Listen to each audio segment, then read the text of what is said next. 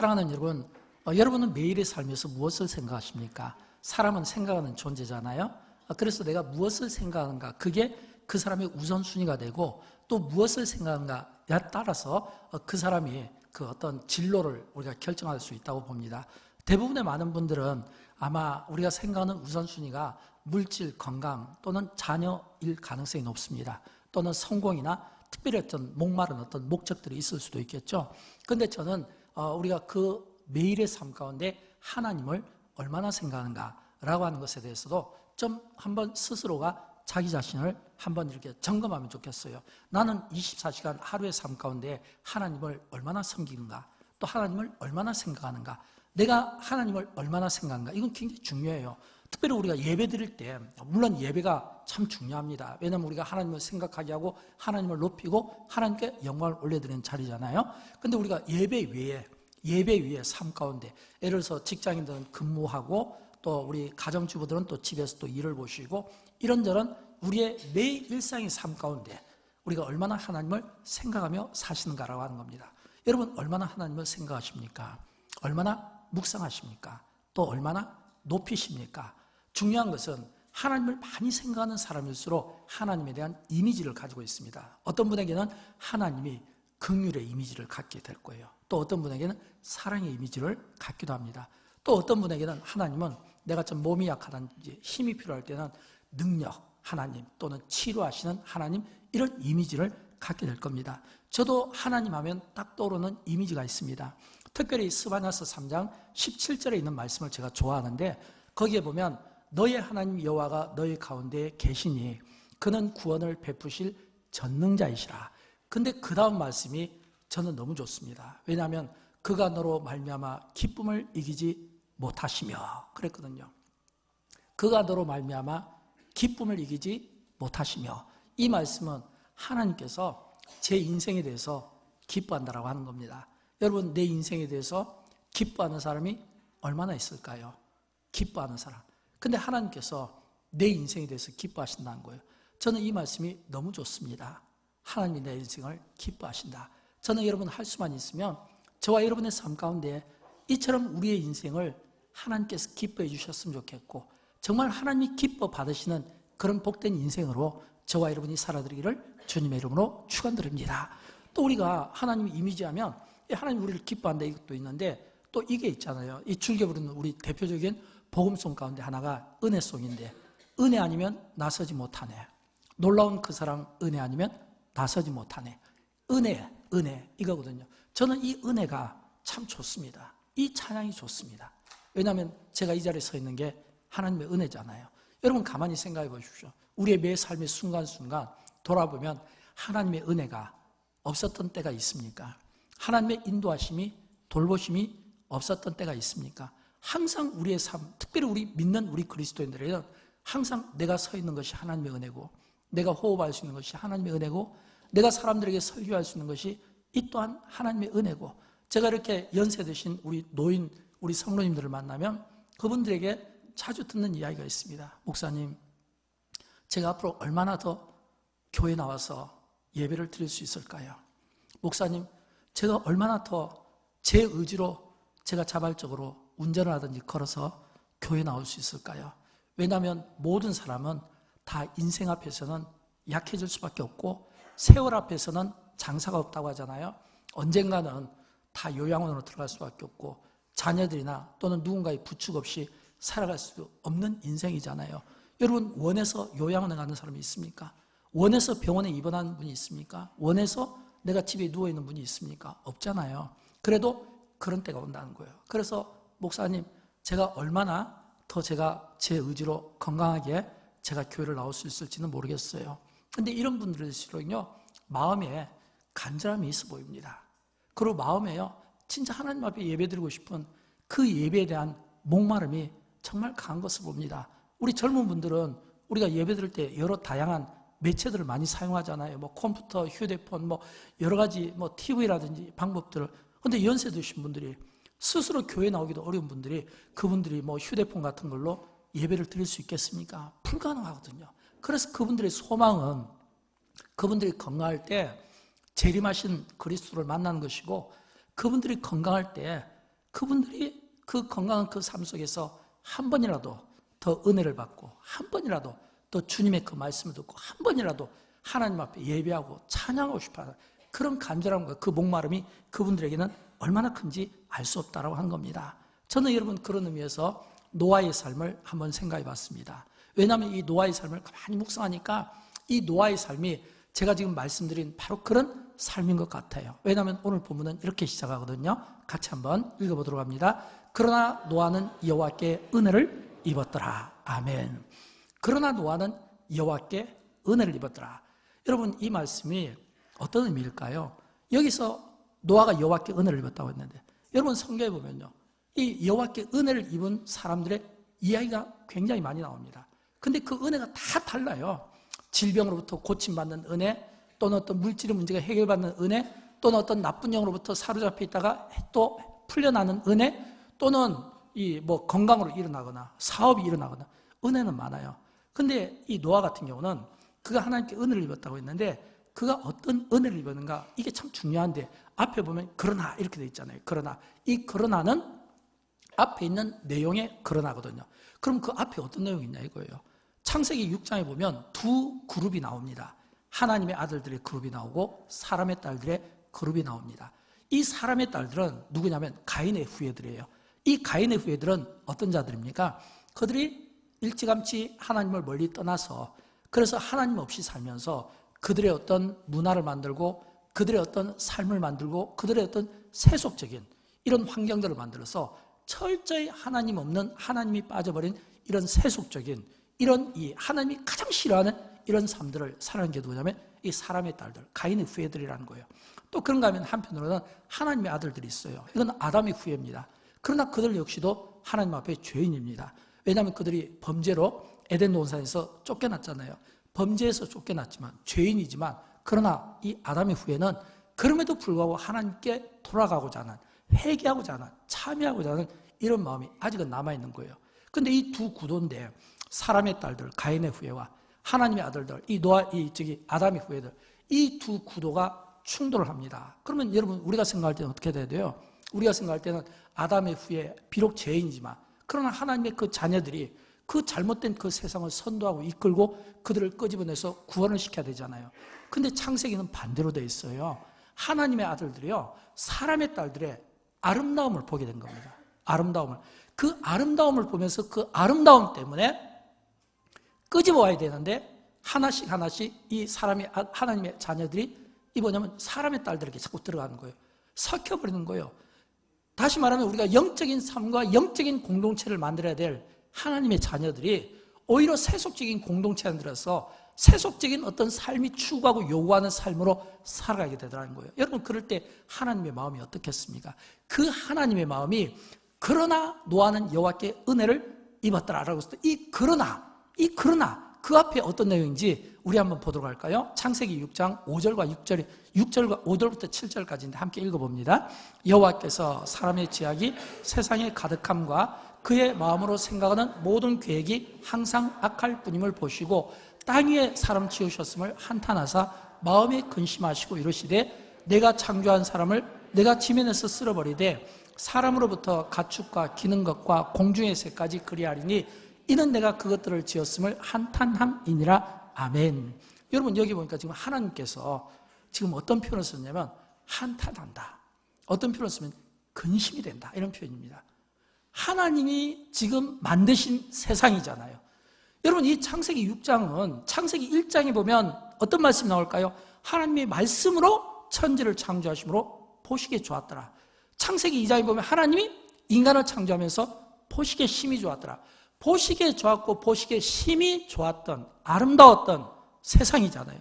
그런데 창세기 6장에 가서 사람의 딸들에 의해서 하나님이 이 세상 만든 것을 한탄하시는 거예요. 근심하시는 거예요. 이 말을 우리가 현대 용어로 바꾸면 후회가 되는 겁니다. 에이, 내가 이럴 줄 알았으면 안 만들었는데, 이럴 줄 알았으면 인간을 창조 안 하는데, 하나님이 지금 하신 일에 대해서 하나님의 후회가 이 본문 속에 있다는 거예요. 그래서 우리는 이 내용을 보면 이렇게 생각하죠. 이 가운데 우리 예수를 이제 막 방금 믿은 분은 없잖아요. 그렇다면 우리는 지금 노아의 이 배경을 알고 있습니다. 어떤 배경이냐면 하나님의 한탄과 근심이 어떤 결과를 가져오냐면 하나님께서 세상을 심판하시는 거예요. 물로 심판하시는 거예요. 그럼 물로 이 세상을 심판하시는 그 상황 속에서 그러나 노아는 여호와께 은혜를 입었더라. 이 말은요, 그 세상 심판받을 수 있는 그런 그 상황 속에서 노아가 건짐을 받았다는 겁니다. 여러분, 이건 굉장히 대단한 은혜죠. 그렇다면 우리는 생각해 볼 수 있어야 되잖아요. 그럼 노아가 어떻게 그 상황 가운데서 건짐을 받을 수 있겠냐는 거예요. 여러분, 예를 들어서 여기 지금 우리 많은 성도님들이 계셔요. 이렇게 많은 성도님들이 계시면 서로 우리가 의지하고 격려하고 힘을 주면서 우리가 서로 함께 기도로 밀어줄 수 있고 함께 기도로 붙잡아줄 수가 있는 겁니다. 그러니까 어떤 악한 세상이 우리 주변에 이렇게 막 딱 이렇게 포진되었다 하더라도 우리가 믿음으로 이겨나갈 수 있는 거예요. 근데 내 곁에 믿는 사람이 없어요. 의인이 없어요. 아무도 없어요. 여러분, 그러면 그 가운데서 내가 이 신앙을 지키기가 쉽습니까? 절대 쉽지 않습니다. 어려운 거예요. 지금 그런 상황 가운데 노아가 은혜를 입었다는 이야기는 하나님이 심판하시는 그 심판 중에 노아가 구원을 받았다는 겁니다. 근데 구원을 받았는데 우리가 알아야 돼요. 예를 들어서 좀 쉬운 예로 우리 부모님들이 자녀들에게 매를 들 때, 뭐 요즘에는 매를 드는 경우가 없죠. 요즘에 매 들으면 난리 나죠. 근데 매를 드는 경우는 없지만 한번 가상을 해보겠습니다. 과거에 우리 때는 많이 그랬잖아요. 어떤 부모가 자기 자식에게 매를 들 때 죽일 목적입니까? 심판 목적입니까? 아이들이 생각할 때 죽었다, 이게 심판이다, 이렇게 생각했습니까? 아이들은 그렇게 생각할 수 있지만 부모는 아니잖아요. 부모는 지금 그 아이에게 매를 들 때는 이 아이가 빨리 돌이키기를 원하는 거죠. 빨리 재 속에서 건지기를 원하는 거죠. 건지고 싶고 구원하고 싶고 돌이키고 싶고 빠져나오게 하고 싶어서 때로는 매를 들 수가 있는 겁니다. 그러나 그 마음의 중심은 그렇지 않은 거예요. 저는 노아를 보면서 그 생각을 해요. 만약 하나님께서 그 세상을 심판하실 때 노아를 건지지 않았다면 그거는 심판이에요. 그러나 노아를 건졌다는 것은 심판의 의미보다는 잘못된 세상을 물로 심판하지만 노아를 통해서 다시금 하나님께서 원래 창세기 1장과 2장에서 만들었던 보시기에 좋았고 심히 아름다웠던 그 세상을 노아를 통해 다시 만들고 싶어 하시는 하나님의 계획이 있음을 볼 수 있는 거예요. 그렇다면 이것은 하나님의 사랑이죠. 왜냐하면 완전히 심판한 것이 아니라 그 가운데 노아와 그의 가정을 구원하기 위한 목적이 있었잖아요. 그래서 이 노아가 하나님께 은혜를 입었다라고 하는 겁니다. 그러면 여러분, 우리는 또 생각을 해봐야 돼요. 그러면 노아가 하나님께 은혜를 입었다는 것은 어떤 의미일까요? 그가 은혜를 입었다는 것은 세 가지인데, 첫째는 하나님께 인정을 받았다는 겁니다. 오늘 본문 9절 말씀을 우리 같이 한번 읽어보도록 할까요? 노아는 의인이요 당대의 완전한 자라 그랬잖아요. 사랑하는 여러분, 저는 이 노아가 의인이고 당대의 완전한 자라고 했는데 이 말씀에 굉장히 영적으로 도전을 받았으면 좋겠어요. 왜 영적으로 도전을 받아야 될까요?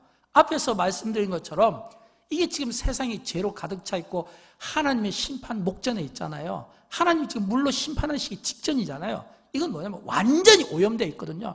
성경이 말하는 것처럼 의인은 없나니 하나도 없는 이런 상황에서 내가 홀로 그 죄와 맞서 싸우면서 내가 내 신앙을 지킬 수 있겠냐라고 하는 겁니다. 우리가 이렇게 많은 성도들이 있으면 지킬 수 있어요. 그러나 모든 사람들에게 외면당하고 혼자 왕따 당하고, 그래서 그 가운데서 내가 믿음을 내가 지키기 위해서 그 고난을 무릅쓰고도 내가 내 믿음을 지킨다고 하는 이런 믿음을 가지고 내가 흔들리지 않고 요동하지 않고 세상 보고 환경 보지 않고 하나님만 보면서 내가 이 믿음을 나아간다는 게, 여러분 이게 쉬울 것 같습니까? 이거는 쉽지가 않은 겁니다.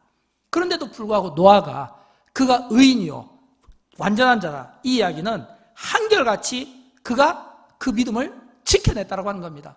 하나님께 인정을 받았다는 거예요. 저는 여러분 할 수만 있으면 우리가 신앙생활하면서 이처럼 하나님께 우리의 신앙을 인정받았으면 좋겠어요. 하나님이 우리 아무개 장로님, 아무개 권사님, 집사님을 놓고 내가 진짜 너의 신앙을 내가 인정한다. 넌 진짜 당대의 완전한 자고 의인이다. 이런 이야기를 들었으면 좋겠어요. 오늘날 많은 교회, 많은 이 현대사를 보게 되면 참 비극적인 아픔들을 참 많이 겪게 됩니다. 분열이 되고 다투고 서로 싸우고 시기하는 이런 모습들. 그럴수록 우리 그리스도인들은, 그럴수록 교회는 좀 더 분명한 정체성이 필요해요. 교회는 다르다는 것을 우리가 정체성을 통해 보여줘야 되잖아요. 그리스도인은 다르다는 것을 정체성을 통해 보여줘야 되잖아요. 그런데 못 보여주고 있어요. 그리스도인인데도 불구하고 언행, 일치하지 못하고 삶이 일치하지 못하고 뭔가 사람들에게 불편함을 준다면 이게 세상 사람들하고 뭐가 다릅니까? 교회도 마찬가지예요. 교회가 그냥 세상 사람들이 갖는 똑같은 그 방법과 구조와 그 절차에 의해서 똑같은 방식을 요구하고 삶을 살아간다면 그 교회가 뭐가 다릅니까? 교회가 교회다우려면 교회가 다른 모습을 보여줄 수 있어야죠. 제가 지난주에 이런 일이 있었어요. 저희 교회 어느 성도님께서 전화가 오셨어요. 근데 전화가 오셨는데 이야기를 들어보니까 이런 이야기예요. 목사님, 제가 아는 어느 분의 가정 그 옆에 이웃이 이렇게 화재가 나서 집이 다 전소되었어요. 근데 전소가 되었는데 그 집을 우리 교회가 도와줄 수 있는 대상이 되는지 한번 여쭤보더라고요. 저희 교회는 우리 장로님들이 계셔서 알지만 저희 교회는 선교하고 구제할 때 뭐 지역이라든지 어느 어떤 뭐 교단이나 어떤 색깔 이런 거 따지지 않고 우리는 무조건적이거든요. 뭐 어떤 도와주고 선교하는데 차별을 두지 않습니다. 그래서 제가 우리 교회는 차별을 두지 않는데 한번 제가 살펴보겠습니다. 보니까 지역도 여수에서 좀 우리 교회에서 멀리 떨어져 있고 뭐 우리하고는 연관교는 아무 인과관계가 없어요. 근데 없지만 근데 제가 그분의 이야기를 듣고 우리 구제부장님과 상의해서 바로 즉시로 1차적으로 물질을 지원하고 또 가까이 있는 여수에 있는 다른 교회 목사님들에게 좀 도움을 요청하도록 다 이렇게 보내고 또 서울에 있는 또 교회에 또 보내고 그렇게 해서 이제 도움을 드렸는데 이제 또 전화가 왔어요. 전화가 왔는데 목사님 와서 기도라도 한번 해주면 그분들이 힘이 나지 않을까요? 근데 사실은 참 제가 그 부분은 좀 미안했어요. 왜냐하면 거기도 다니는 교회가 있거든요.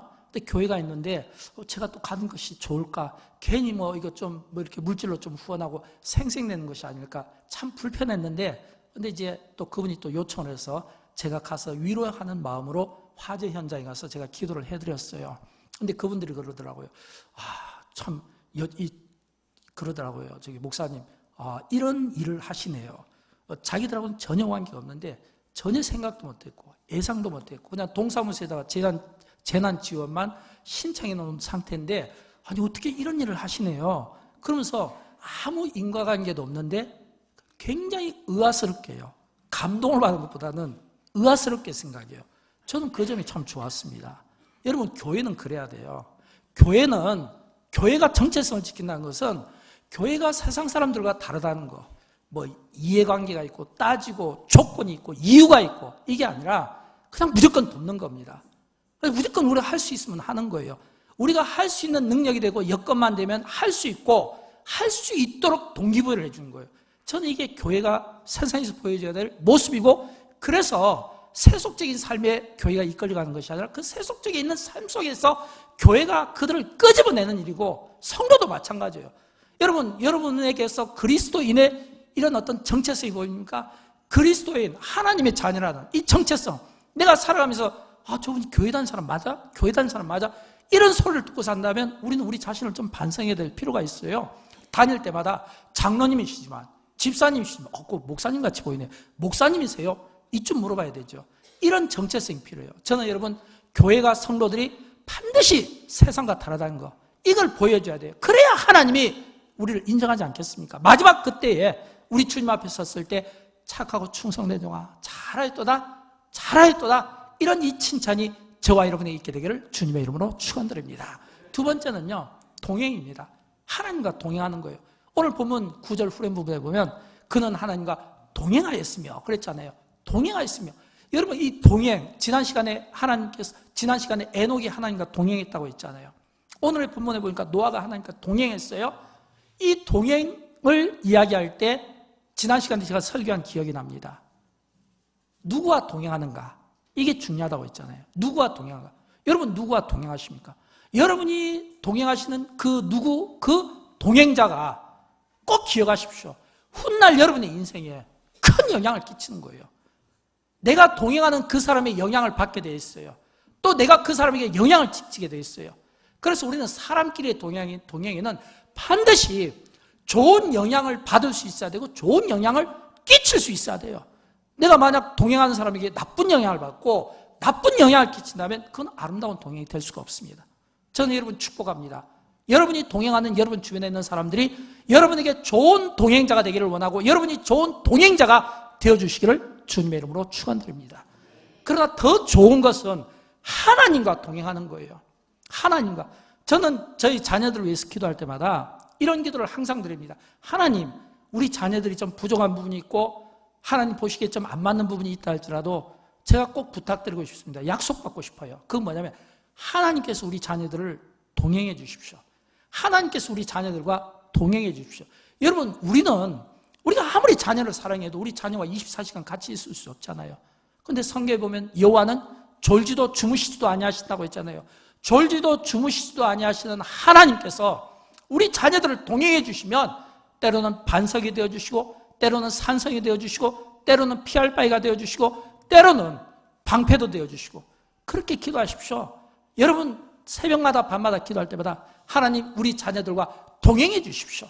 어두운 밤길에도 동행해 주십시오. 운전할 때도 동행해 주십시오.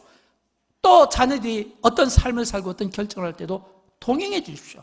혼자가 아니라 하나님이 주님이 동행하신다고 하는 이 사실을 우리가 믿음으로 선포할 수 있기를 주님의 이름으로 축원드립니다. 그럴 때 우리 자녀들이 악하고 음란한 이 세대에서 하나님의 보호 속에 기분 좋게 살아갈 수 있지 않겠습니까? 세 번째는요, 이 노아가 하나님의 은혜를 입을 수 있었던 것은 그에게 하나님의 말씀이 있었고 그의 삶 속에 순종이 따랐기 때문입니다. 여러분 하나님의 말씀을 얼마나 들으며 사십니까? 얼마나 하나님의 말씀을 들으십니까? 중요한 것은 우리가 하나님의 말씀을 듣는 방법은 다양해요. 설교를 통해서, 말씀을 통해서, 경건을 통해서, 기도를 통해서. 근데 꼭 기억하실 것은 하나님의 말씀이 여러분에게 들리면 그 말씀은 굉장히 부담스러운 말씀입니다. 절대 좋은 말씀이 아니에요. 제가 성경에 보는 이 하나님의 음성을 듣는 사람들은요, 하나같이 부담스러운 사람들이에요. 아브라함에게 너 떠나, 집에서 나와. 모세에게 너 왕자, 왕위를 버리고 애굽으로 가, 고난받는 사람들을 끄집어와.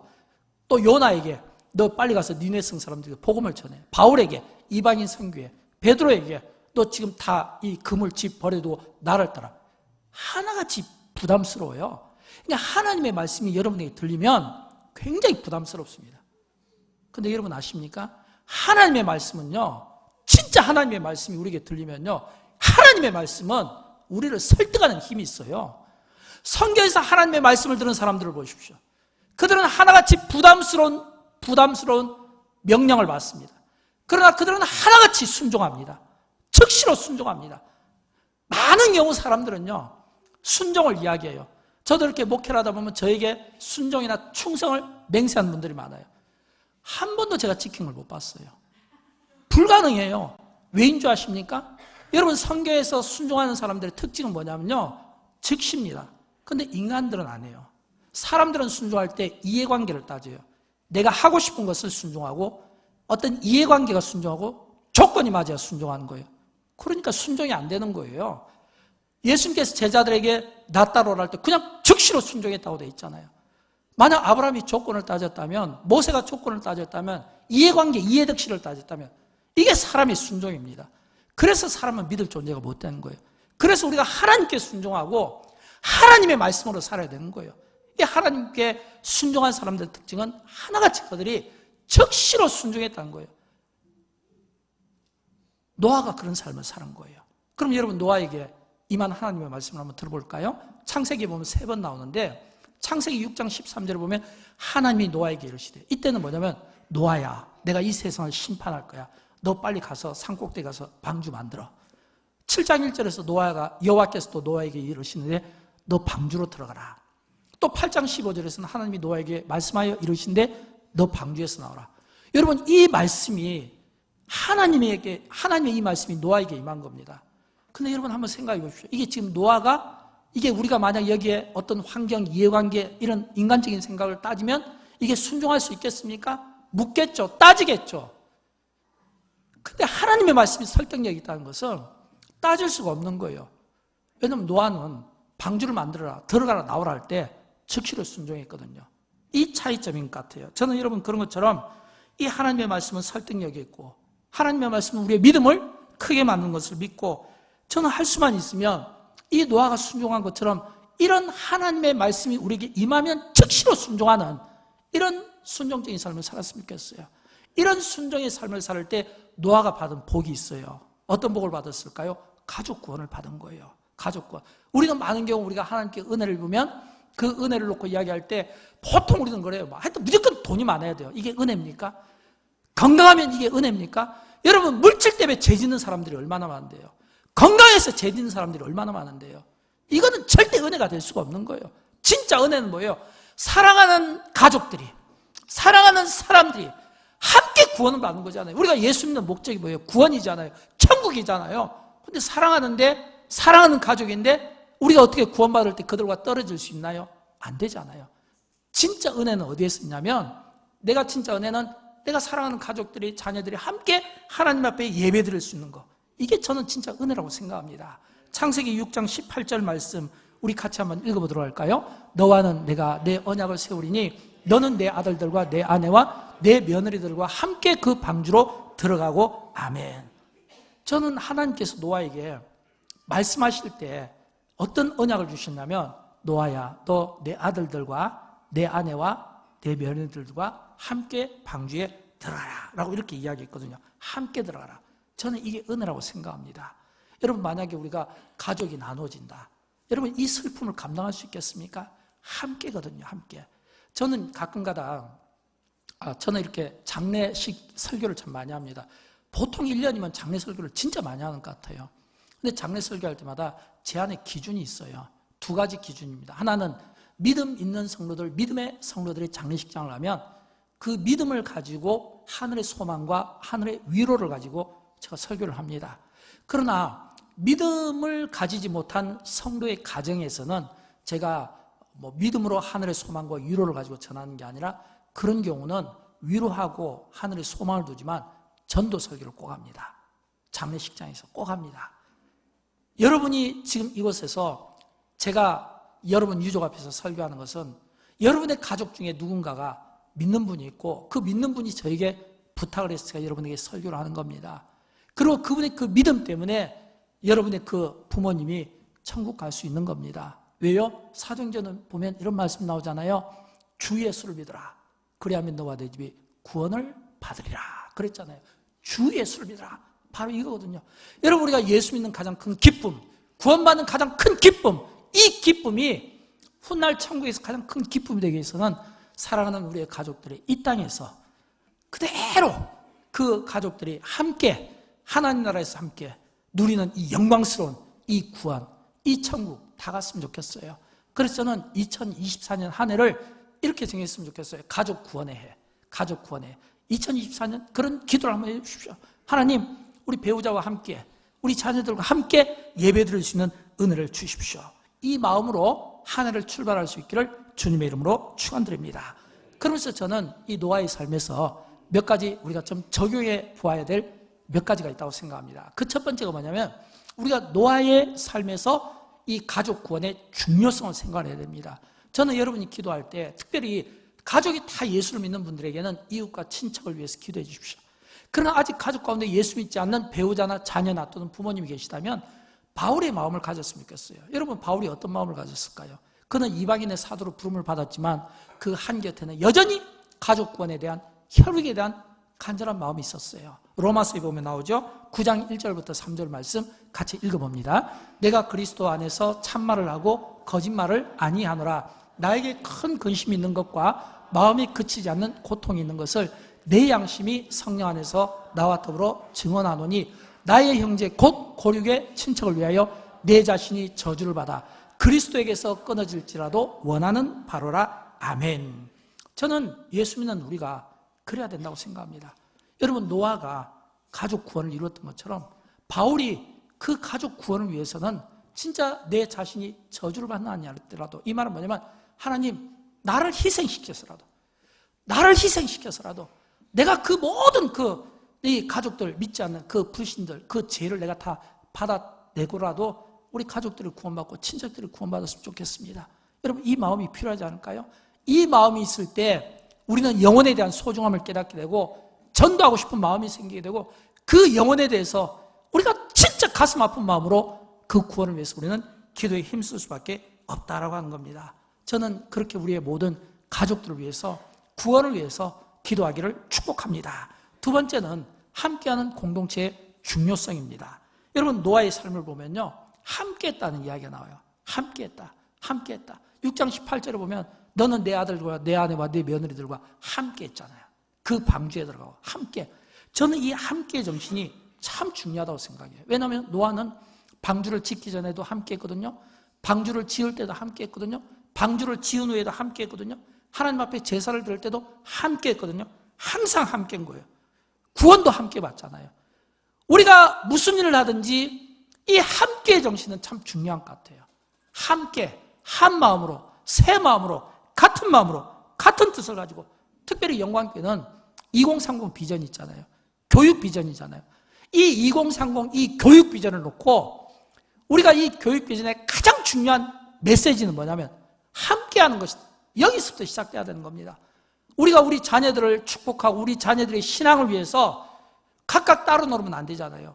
교회학교는 교회학교대로, 가정교육은 가정교육대로, 또 부모들은 부모대로 따로 노는 것이 아니라 교회학교, 그리고 가정교육, 그리고 부모들이 똑같은 마음을 가지고 노력을 해야 되는 거예요. 그래도 이것만 갖고는 안 돼요. 자녀들의 반응도 중요해요. 순종도 따라줘야 되는 거예요.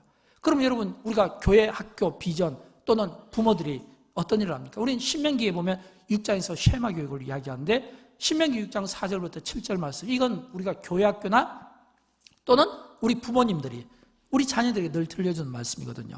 같이 읽어보도록 합니다. 이스라엘아 들으라. 우리 하나님 여호와는 오직 유일한 여호와이시니 너는 마음을 다하고 뜻을 다하고 힘을 다하여 내 하나님 여호와를 사랑하라.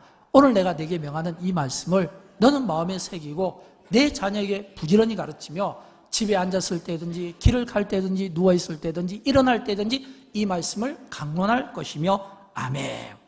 이게 우리 부모님들이 우리 교회 학교가 이 말씀을 가르칩니다. 그런데 여러분, 이 말씀을 가르쳐도 중요한 것은 가르치는 사람이 있고 또 뭐냐면 가르치는 기관이 있어도 배우는 사람의 태도가 중요하잖아요.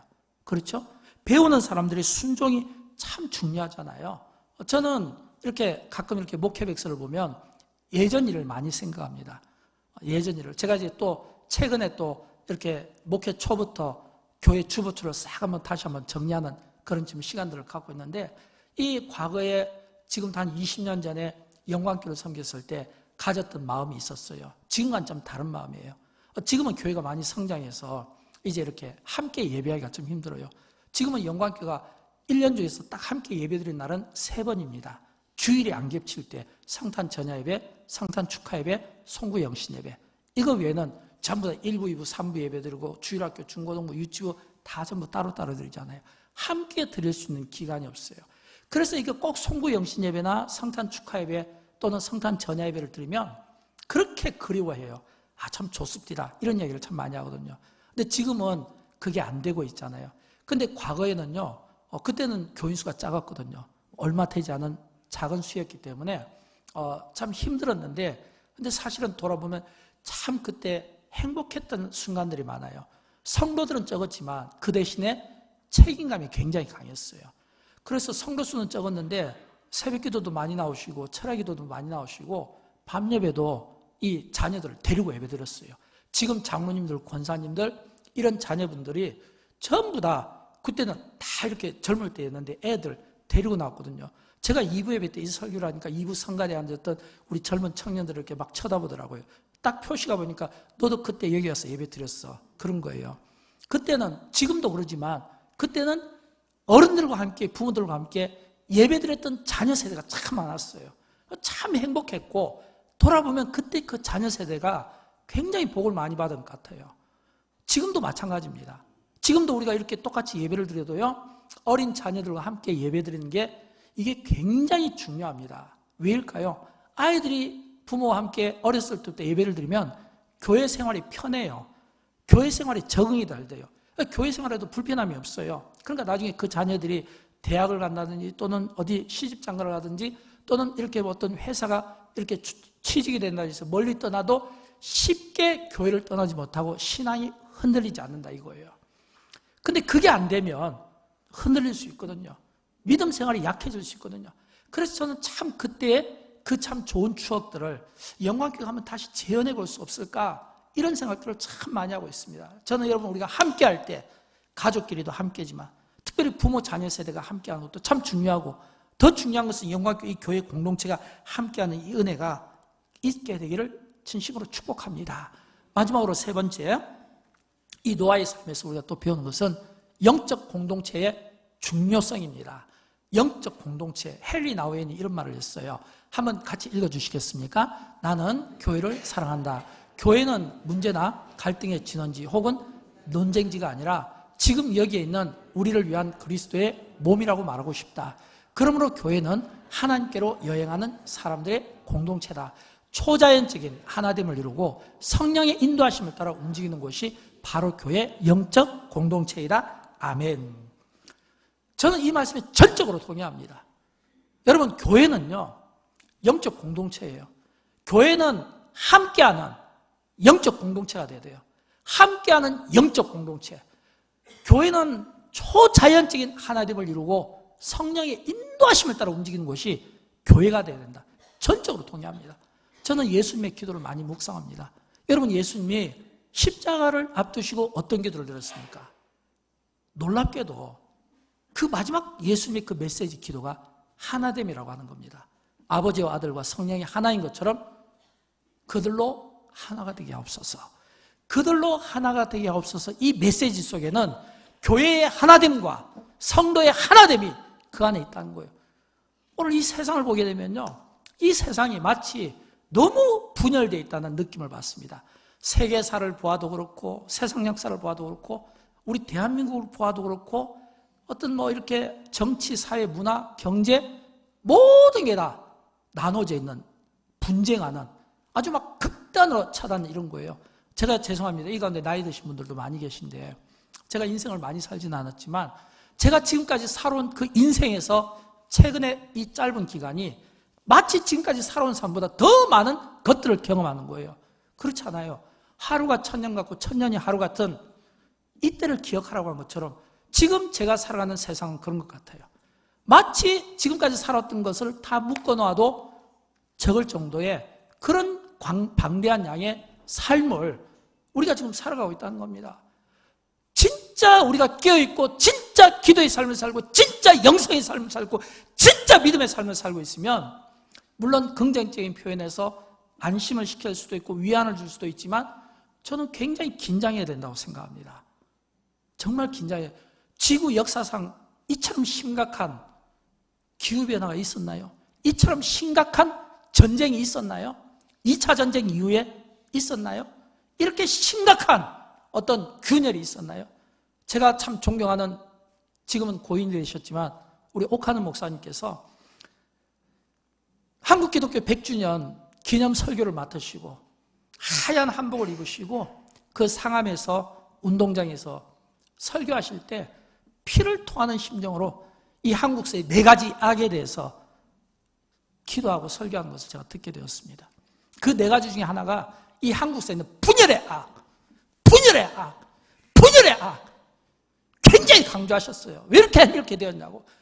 정치, 경제 모든 사람들이 모이면 하나가 되지를 못해요. 하나 되려고 만들려고 노력도 하지 않아요. 어떻게 하면 깨어지고 어떻게 하면 나눠지고 쪼갤까 오직 거기에만 골똘해 있는 걸 보는 거예요. 옥하는 목사님께서 피를 토하는 심정으로 기도하는 것을 제가 보았습니다. 여러분, 오늘 우리 시대가 그렇지 않나요? 하나님이 여러분에게 주신 귀한 직분을 어떻게 쓰임받고 있습니까?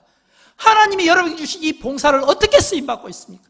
하나님이 여러분에게 주신 이 은사를 어떻게 쓰임받고 있습니까? 쓰임받기에 앞서서 조건 따지고 환경 따지고 이런저런 이유 따지고 그러니까 자꾸 이렇게 뭔가 나눠지는 이런 아픔의 역사들이 일어나는 거예요. 이게 지금 우리가 보는 세상이, 우리가 살아가는 세상이 지금 그렇다는 거예요.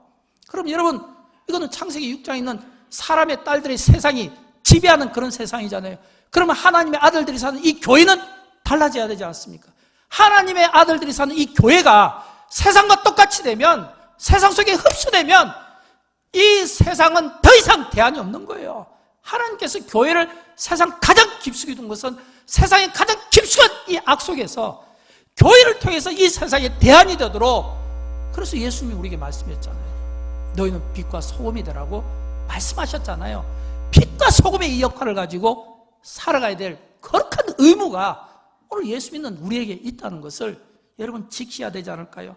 저는 그런 의미에서 이 교회는요, 강함으로 세워진 것이 아니라 약함으로 세워지고 건강으로 세워지는 것이 아니라 아픔을 통해서 세워지는 것이고, 우리 사회의 모든 이 벽들을 허물으려면요, 우리의 아픔과 그리고 우리의 이 연약함으로 이 교회는 세워진다는 것, 이게 기독교의 역설입니다.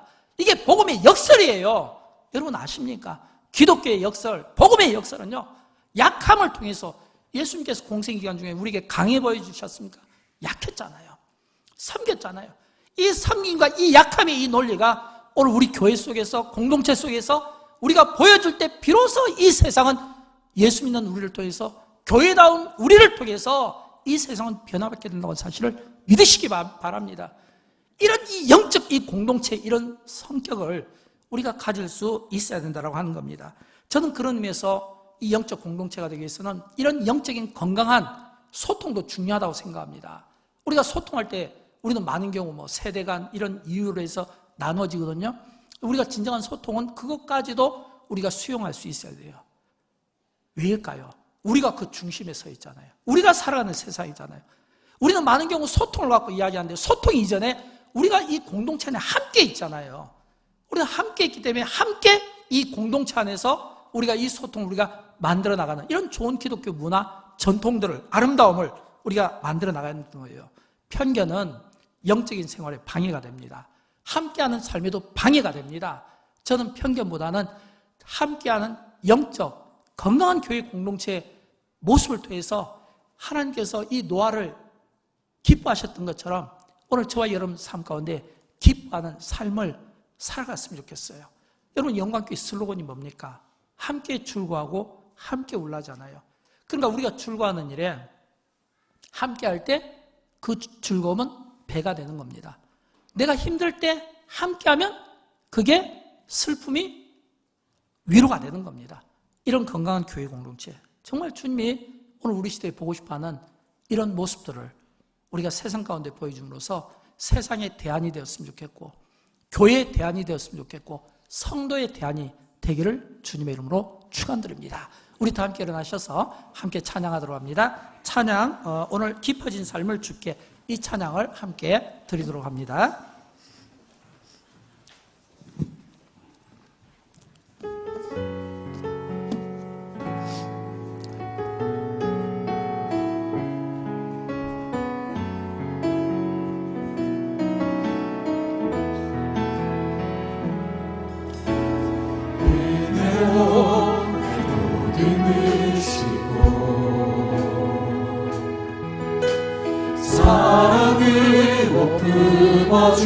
주셔도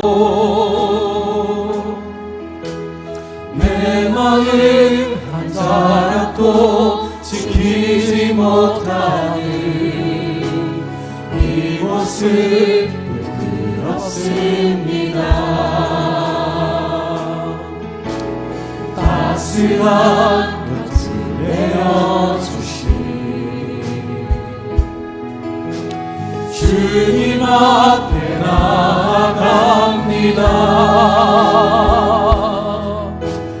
표현 못할 긍휼로 나를 붙드시는 주의 은혜만 바라봅니다.